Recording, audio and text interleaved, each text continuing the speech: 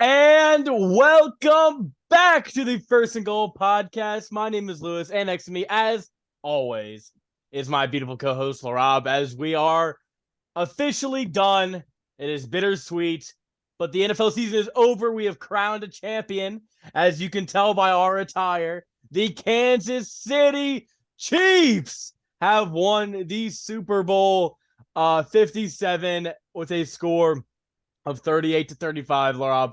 One of the best Super Bowls I've seen in a long time. Just what an awesome comeback by the Chiefs. I mean, you picked the Eagles, I picked the Chiefs on the belief of Mahomes. It was looking real ugly there for like the first, I don't know, 2.5 quarters of this game.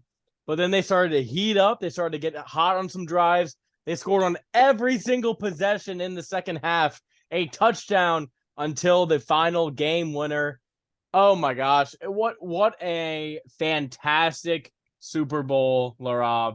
I am on cloud 9 because I won our bet. I am the official champion of the regular season postseason sweep. I have won the picks. Woo!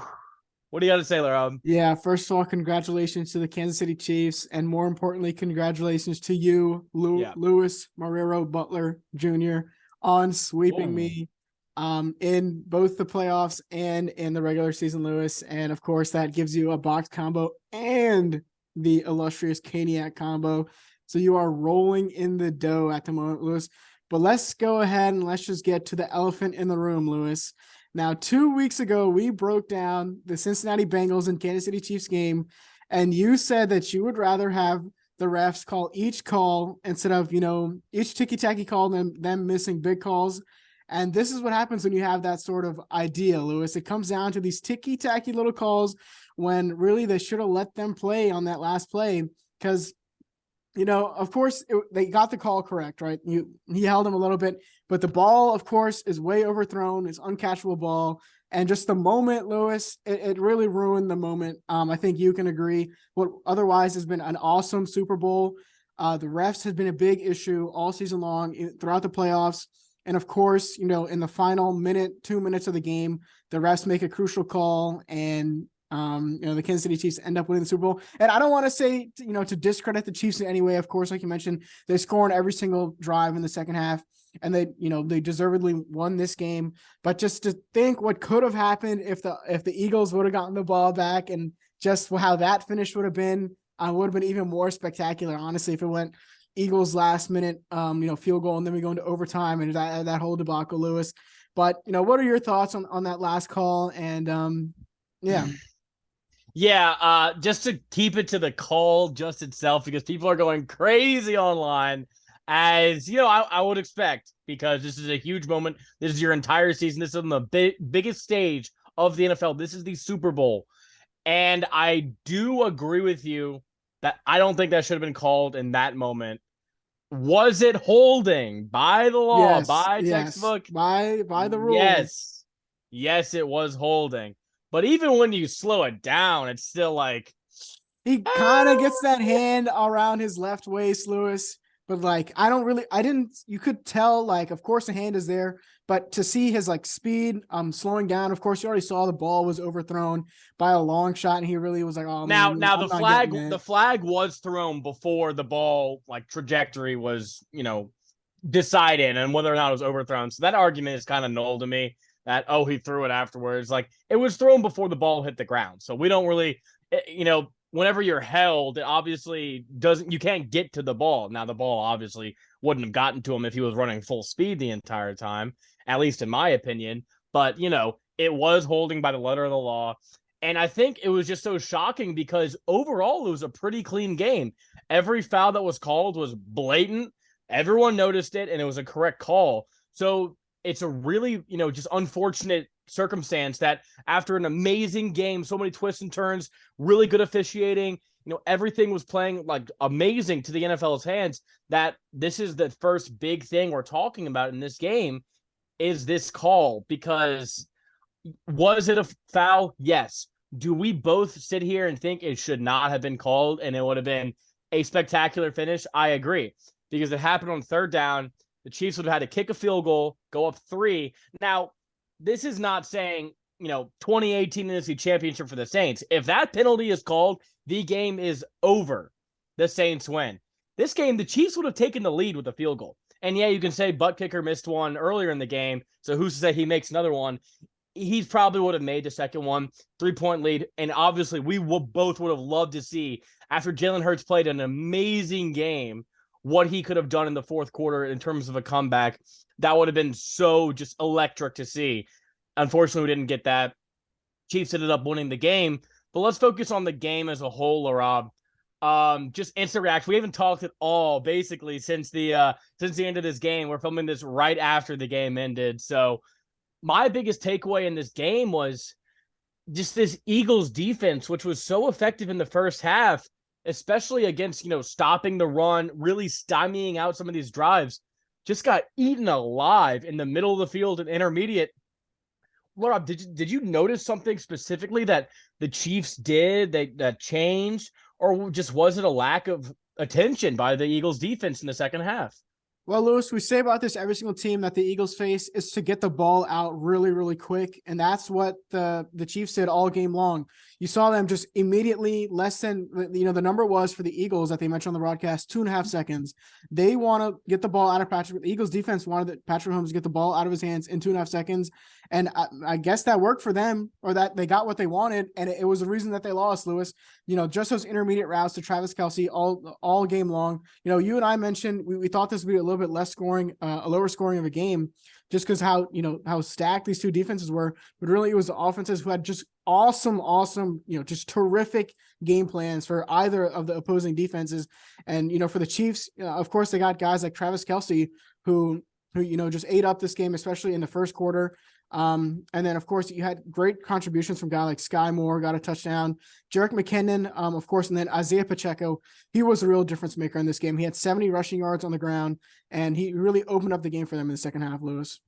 Yeah, I just think overall you could really feel Patrick Mahomes' impact on the game, just spreading out to so many receivers, making so many receivers a threat. Because it's not just the fact that you can get the ball to multiple receivers. Any quarterback worth his salt can do that. But the fact that he makes all these receivers a viable threat on every single play, even as just a distraction, just to open up space on a certain part of the field, just such a huge credit to Andy Reid and Patrick Mahomes on their just ability as offensive engines that really helped them in this game against the Eagles, to where it just all these intermediate routes are set up by bigger things down the field or by shorter things behind the line of scrimmage that they work in the early game, that you try to think you have a read on it, you can do something, and they're so effective at exploiting those, you getting just a second late, a second early. They're so efficient. They know exactly where you should be and where their player is going to be, and they will exploit it. So it was just a credit to this game. I want to shout out Kadarius Toney, because he really flipped this game when it was on edge with a huge, after following a touchdown, had a massive punt return on the next drive, which set them up on 1st and goal. They scored another touchdown from that. So it was a huge part in this game. Giants not looking too good after that one, but the Chiefs front office, credit to Brett Veach for assembling this roster. And what really kept the Chiefs in this game, because the Eagles were looking dominant early, was that Jalen Hurts fumble. And ultimately, as the only really big mistake in this game, that's what you look at the end of the game. Jalen Hurts played an amazing game. And I want to pivot to the Eagles here right now, Laraib. Looking at the Eagles side, because I think the Chiefs won this game. I think they did everything right. They came back and they had an amazing performance. But ultimately, the Eagles did choke a pretty substantial lead in multiple parts of this game.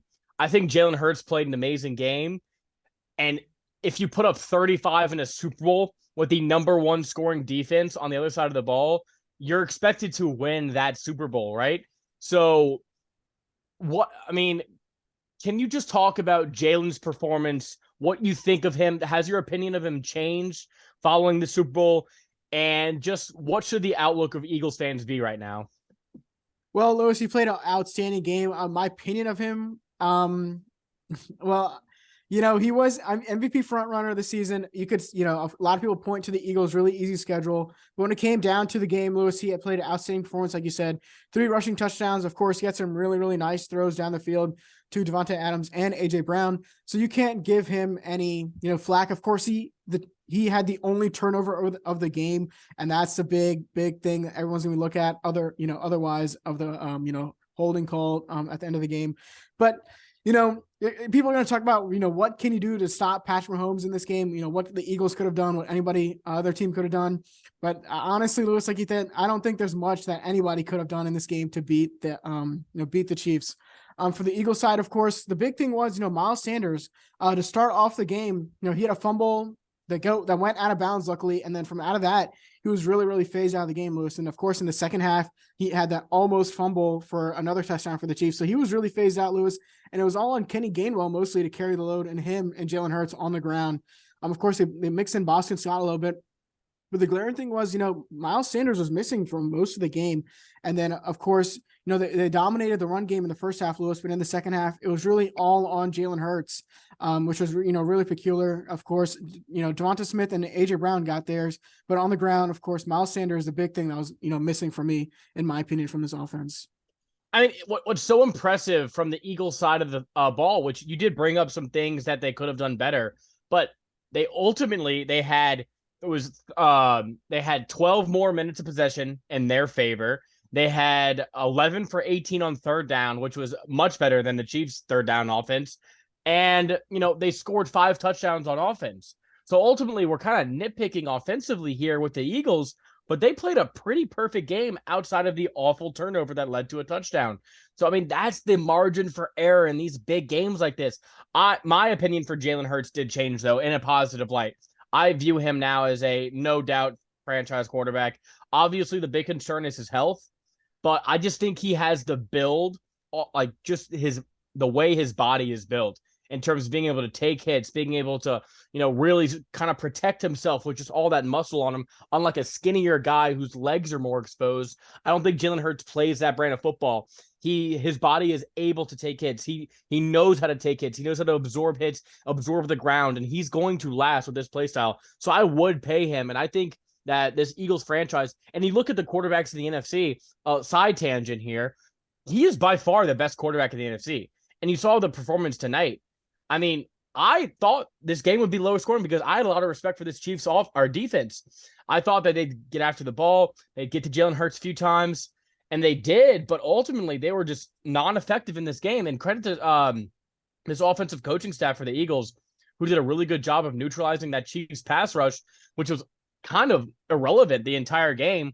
Now, the situation they were in, they really couldn't gauge it, but I think the offense did a great job. It's just this Philly defense that really did not come to play. That we talked about one of the biggest weaknesses for this Philly defense was that middle of the field, Laraib.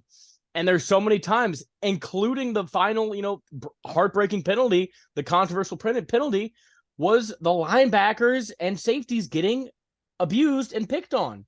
And these big moments, I know that was James Bradbury in the slot who was on Juju, but there were so many times, Kelsey early on in the game, and then you had Tony, you had Pacheco up the middle. There were so many times where that middle of the field defense was just abused by Mahomes and Reid, who do such a good job of exploiting that part of the field.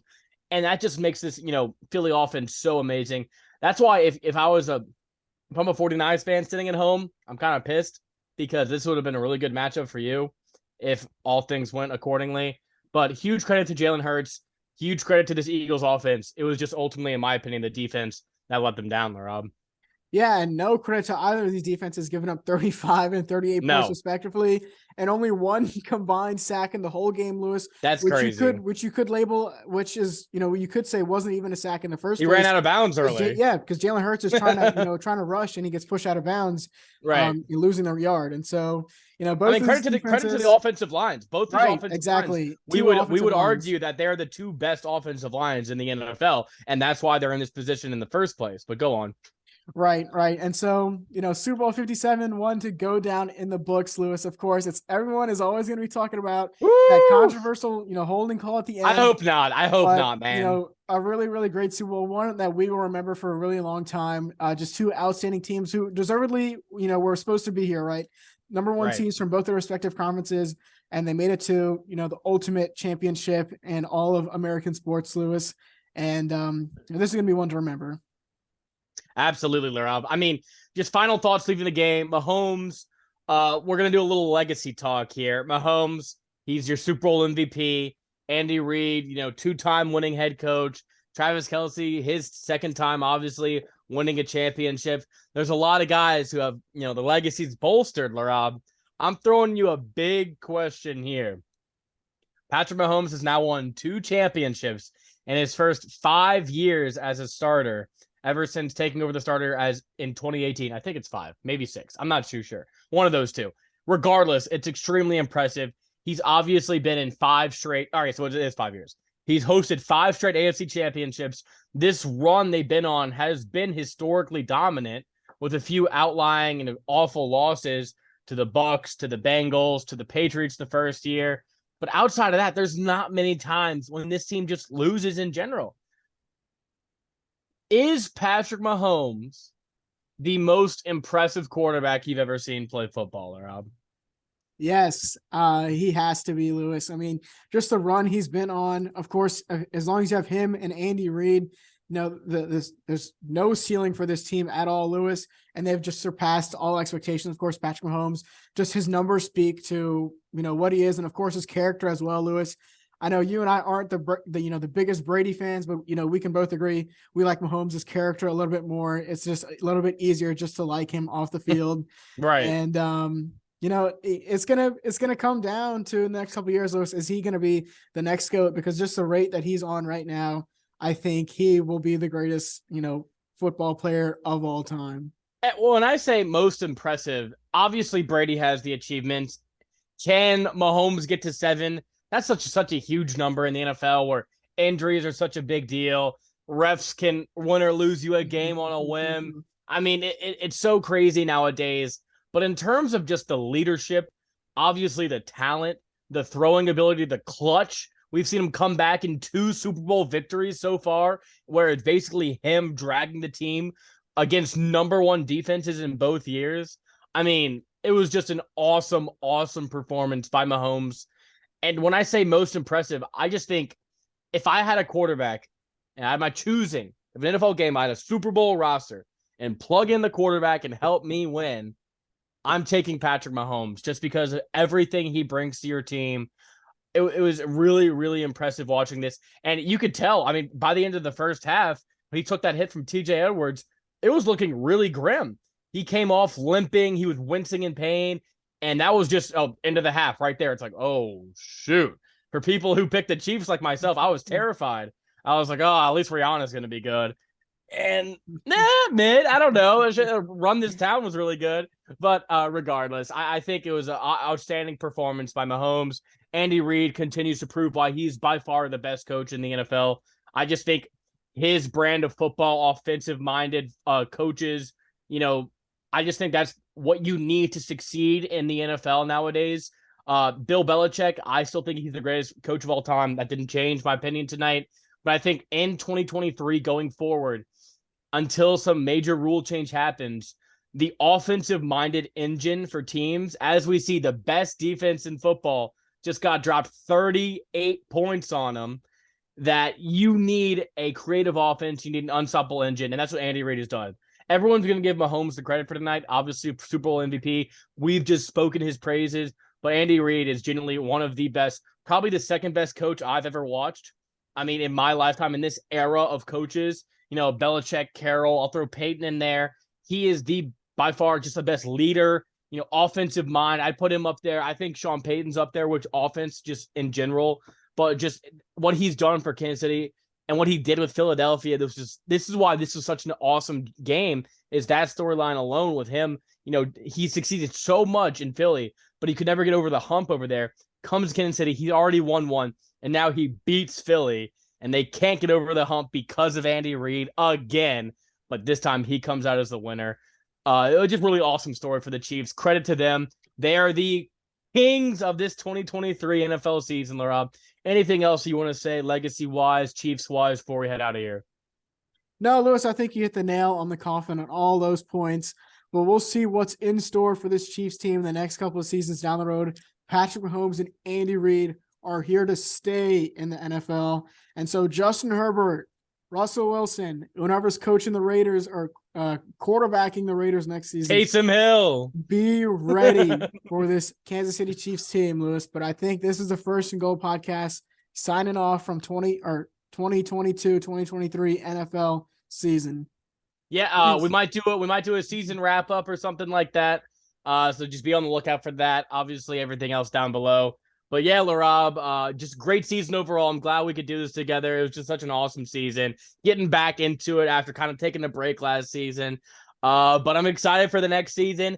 And my best bet is that Mahomes and Andy Reid will be back in this game in the next few seasons. That's all I'll say. But that'll do it for the First and Goal podcast. Signing off. Peace.